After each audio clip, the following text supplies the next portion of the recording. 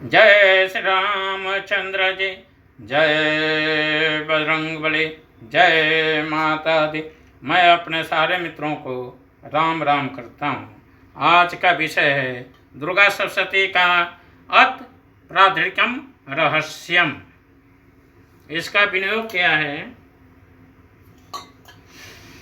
ओम श्री सप्तशती रहस्य त्रस्य नारायण ऋषिरनुच्छं छंद महाकाली महालक्ष्मी महासरस्वती देवता यथोक्त फलवाप्ते जपे विनियोग। ओम श्री दुर्गाय नमः। राजा बोले, भगवान आपने चंडिका के अवतारों की कथा मुझसे कही। ब्राह्मण हम इन अवतारों की प्रधान प्रकृति का निरूपण कीजिए।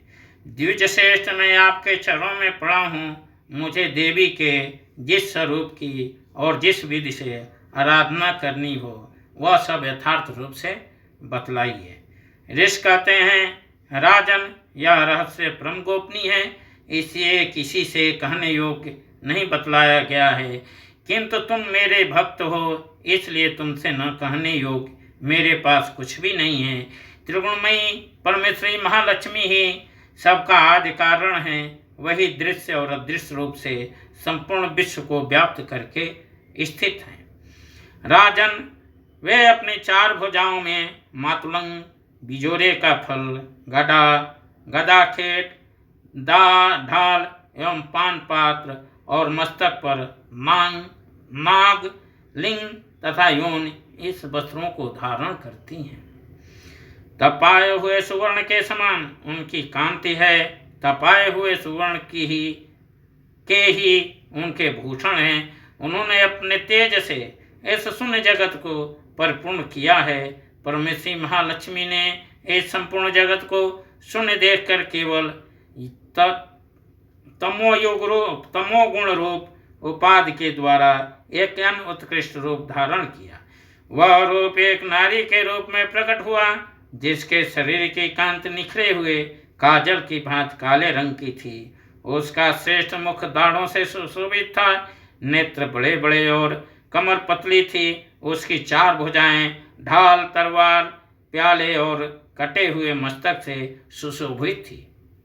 वह वक्षस्थल पर कमंडल की तथा मस्तक पर मुंडों की माला धारण किए हुए थी। इस प्रकार प्रकट हुई स्त्रियों में श्रेष्ठ तामसी देवी ने महालक्ष्मी जी से कहा, माता जी, आपको नमस्कार है। मुझे मेरा नाम और कर्म बताइए। तब महालक्ष्मी ने स्त्रियों में श्रेष्ठ उस तामसी देवी से कहा, मैं तुम्हारे नाम प्रदान करती हूँ और तुम्हारे जो जो कर्म हैं उनको भी बतलाती हूँ। महामाया, महाकाली, महामारी, क्षुधा, तृष्णा, निद्रा, तृष्णा, एक बीरा, काल रात्रि तथा दुरत्याया ये तुम्हारे नाम हैं।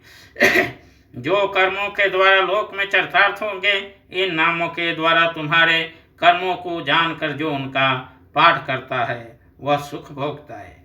राजन, महाकाली से यूं कहकर महालक्ष्मी ने अत्यंत शुद्ध सद्गुण के द्वारा दूसरा रूप धारण किया। जो चंद्रमा के समान गौरवर्ण था, वह श्रेष्ठ नारी अपने हाथों में अक्षमाला, अंकुश, वीणा तथा पुस्तक धारण किए हुए थी। वह श्रेष्ठ महालक्ष्मी ने उसे भी नाम प्रदान किए। महाविद्या, महावाणी, भारती, वाक, सरस्वती, आर्या, ब्राह्मी, कामधेन, वेदगर्भा और धीश्वरी, बुद्धि की स्वामिनी ये तुम्हारे नाम होंगे। तदंतर महालक्ष्मी ने महाकालियों और महासरस्वती से कहा, देवियों, तुम दोनों अपने अपने गुणों के योग्य स्त्री पुरुष के जोड़े उत्पन्न करो। उन दोनों से यूं कहकर महालक्ष्मी ने पहले स्वयं ही स्त्री पुरुष का एक जोड़ा उत्पन्न किया। वे दोनों हृदय गर्भ, निर्मल ज्ञान से संपन्न, सुंदरता कमल के आसन पर विराजमान थे। उनमें से एक स्त्री थी और दूसरा पुरुष। तत्पश्चात माता लक्ष्मी ने पुरुष को ब्रह्मण, विदे, वृंच तथा धात इस प्रकार संबोधित किया, और स्त्री को श्री, पद्मा, कमला, लक्ष्मी इत्यादि नामों से पुकारा है। इसके बाद महाकाली और महासरस्वती ने भी एक एक जोड़ा उत्पन्न किया। इनके भी रूप और नाम मैं तुम्हें बतलाता हूँ। महाकाली ने कंठ में नील चिन्ह से युक्त लाल पूजा, श्वेत शरीर और मस्तक पर चंद्रमा का मुकुट धारण करने वाले पुरुष को तथा गोरे रंग के स्त्री को जन्म दिया। वह पुरुष रुद्र, शंकर, अस्थाणु, कपद्री और तिलोचन के नाम से प्रसिद्ध हुआ तथा स्त्री के त्रयी विद्या, कामधेनु, भाषा, अक्षरा और स्वरा ये नाम हुए। राजन महासरस्वती ने गोरे रंग की स्त्री और श्याम रंग के पुरुष को प्रकट किया। उन दोनों के नाम भी मैं तुम्हें बतलाता हूँ। उनमें पुरुष के नाम विष्णु, कृष्ण, हृषिकेश, वासुदेव और जनार्दन हुए तथा स्त्री उमा, गौरी, सती, चंडी, सुंदरी, शुभगा और शिवा इन नामों से प्रसिद्ध हुई। इस प्रकार तीनों युवतियां ही तत्काल पुरुष रूप को प्राप्त हुई। इस बात को ज्ञान नेत्र वाले लोग ही समझ सकते हैं, दूसरे अज्ञानी जन इस रहस्य को नहीं जान सकते। राजन महालक्ष्मी ने त्रैविद्या रूपा सरस्वती को ब्रह्मा के लिए पत्नी रूप में समर्पित किया। रुद्र को वरदानी गौरी तथा भगवान वासुदेव को लक्ष्मी दे दी। इस प्रकार सरस्वती के साथ संयुक्त होकर ब्रह्मा जी ने ब्रह्मांड को उत्पन्न किया और परम पराक्रमी भगवान रुद्र ने गौरी के साथ मिलकर उसका भेदन किया।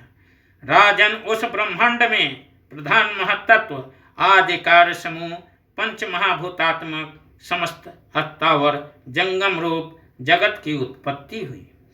फिर लक्ष्मी के साथ भगवान विष्णु ने उस जगत का पालन पोषण किया और प्रलय काल में गौरी के साथ महेश्वर ने उस संपूर्ण जगत का संहार किया।